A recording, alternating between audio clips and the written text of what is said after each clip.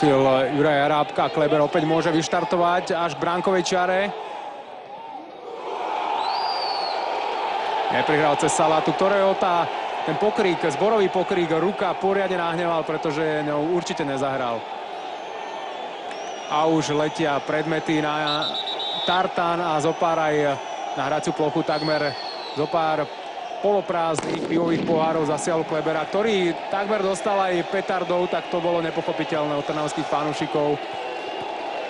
Hodiť petardu Delobuch meter od vlastného hráča.